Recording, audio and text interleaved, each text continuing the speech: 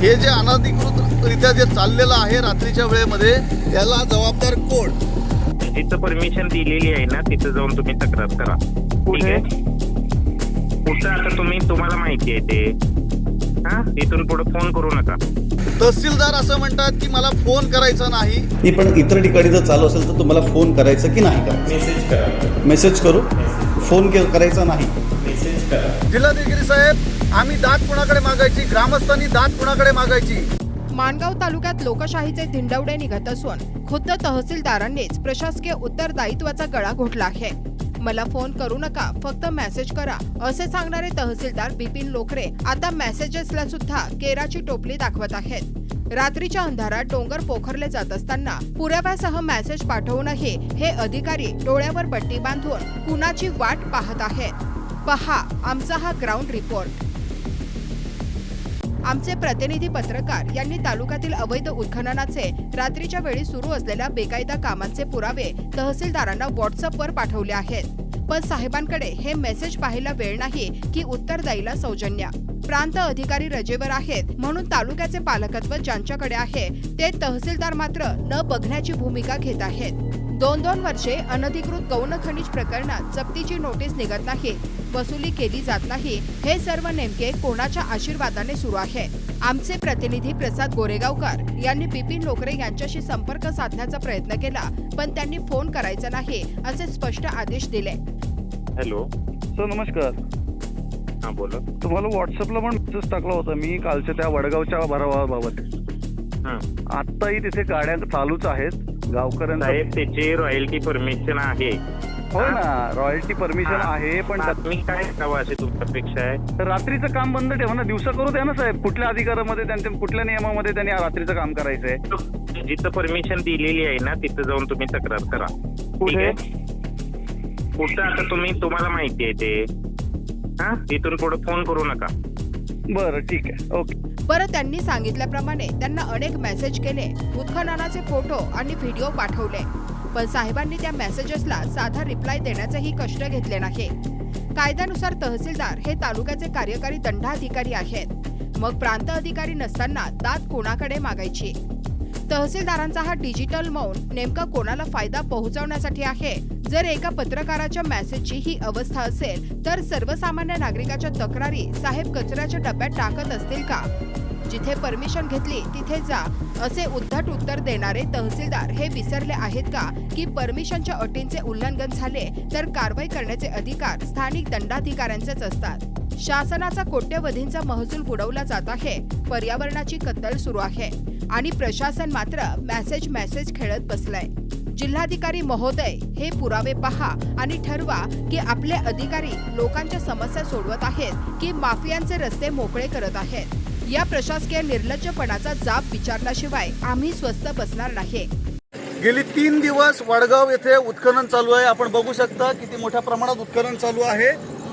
या उत्खननासाठी प्रांत ऑफिसमधून रॉयल्टी इश्यू करण्यात आली आहे असं समजतंय, परंतु तहसीलदार यांना याबाबत गेली 2 दिवस कल्पना देतोय की रात्रीच्या वेळेस उत्खनन न करता दिवसा उत्खनन करा, कारण उणेगाव, लोणशी तसेच वावे या ठिकाणांमधून लोकांना रात्रीच्या वेळेस गाड्या जात असल्यामुळे त्रास होतोय.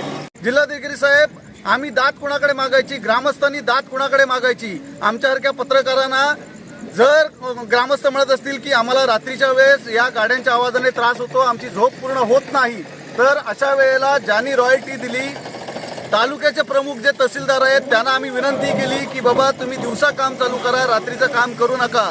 तर तहसीलदार असे म्हणतात की तुम्ही ज्यांनी रॉयल्टी इश्यू केले त्या रॉयल्टी इश्यू करणाऱ्यांकडे तुम्ही तक्रार करा, याच्यापुढे मला फोन करायचा नाही. कोणत्याही ठिकाणी उत्खनन करताना ज्यावेळेला रॉयल्टी दिली जाते त्या रॉयल्टीमध्ये, त्या आदेशामध्ये असं लिहिलं जातं की दिवसामध्ये या वेळेमध्ये उत्खनन करण्यात यावं, किंवा ज्या गाड्या जातात त्या गाड्यांना चलन दिलं जातं आणि त्या चलनावरती त्या गाड्या चालल्या जातात. परंतु इथे रात्रीच्या वेळेस हा खेळ सगळा चालू आहे आणि याबाबत आज मी माननीय तहसीलदार यांना फोन केला असता माननीय तहसीलदार असे म्हणतात की ज्यांच्याकडून रॉयल्टी इश्यू झाले त्यांच्याकडे तुम्ही तक्रार करा आणि त्यांना हे करा, याच्यापुढे मला फोन करायचा नाही. मुळात जर यांना तहसीलदार हे तालुक्याचे प्रमुख असतील तर आम्ही तक्रार कोणाकडे करायची, दाद कोणाकडे मागायची, या ग्रामस्थांनी दाद कोणाकडे मागायची? यापूर्वी मंडळ अधिकारी यांना देखील फोन केले होते, तलाठी यांना देखील फोन केले होते. मंडळ अधिकारी तलाठी यांना जी सजा आहे त्या सजेच्या हद्दीमध्ये राहणं बंधनकारक आहे. परंतु असं असताना देखील मंडळ अधिकारी सुद्धा आणि तलाठी सुद्धा कोणतेही या सजाच्या याच्यामध्ये राहत नाही आहेत. सुट्टीच्या दिवशी ही लोक त्यांच्या गावी जातात. त्याच्यामुळे ही जे माती माफिया आहेत या माती माफियांना मोकळीक मिळालेली आहेत आणि अशा प्रकारे हे रात्रीच्या वेळेस उत्खनन करतात. आणि जर अशी तक्रार करून सुद्धा माननीय तहसीलदार जर ॲक्शन घेत नसतील आणि याच्यापुढे आम्हाला फोन करायचा नसतील तर ग्रामस्थ आणि आमच्यासारख्या पत्रकारांनी दात कोणाकडे मागायची. यासाठी माननीय जिल्हाधिकारी यांनी याची दखल घेत लवकरात लवकर इथं या तहसीलदार आणि जे कोणी उत्खनन करतात यांच्यावरती तातडीने कारवाई करावी. रॉयल्टी इश्यू असेल ना सर, काही प्रॉब्लेम नाही, त्यांना दिवसा करू द्या ना, आमचं काही म्हणणं नाही. बघा मला त्याचं पर्सनली माझं काही घेणं देणं आहे. मला जर वणेगावमधून परत आज रात्री फोन आला तर मी तिथे जाऊन परत तिथे करणारच आहे. मी गाड्या अडवणार, माझ्यावरती केसेस झाल्या तरी चालतील, माझ्याकडे पर्याय नाही. कारण त्यांच्या पण अपेक्षा आहेत ना, पत्रकारांकडून अपेक्षा आहेतच ना. सगळेच पत्रकार पैशामध्ये मोजले जातात असं नाही ना सर. मग आता करायचं काय मला सांगा. आता मी तुम्हाला फोन करायचा की नाही? ठीक आहे, मी आज पथक पाठवतो तिथं दोन्ही ठिकाणी, वडगाव आणि वडवलीमध्ये दोन्ही ठिकाणी पथक पाठवतो. तुमच्या ह्या नाही पण मला सर सांगा, तुम्ही फोन करू की नको करू? कारण तुम्ही म्हटलं पण आता जर फोन करायचा नाही मग मी रोज इथे यायला लागेल मला. मी तुम्हाला उत्तर देतो, त्या या दोन्ही अर्जाचं उत्तर देतो. आणि फोन करायचं की नाही करायचं तेवढं सांगा. कारण कसं आहे माहिती आहे का, तुम्ही लोकसेवक म्हणून नियुक्त झालेला आहात आणि लोकसेवक म्हटल्यानंतर आमच्यासारख्यांची सेवा करणं तुमचं हे आहे आणि आम्ही चौथा स्तंभ आहोत, म्हणजे आम्हाला प्रश्न विचारण्याचा अधिकार आहे. हे तुम्ही जर असं म्हणणार फोन करू नका तर मग आम्ही करायचं काय? मी तुम्हाला उत्तर देतो, दोन्ही अर्जावर तुमच्या ते उत्तर देतो आणि आज त्या ठिकाणी पथक पाठवतो मी. ठीक आहे. नाही पण इतर ठिकाणी जर चालू असेल तर तुम्हाला फोन करायचं की नाही करायचं? मेसेज करा मला. मेसेज करू? मेसेज फोन करायचा नाही. मेसेज करा.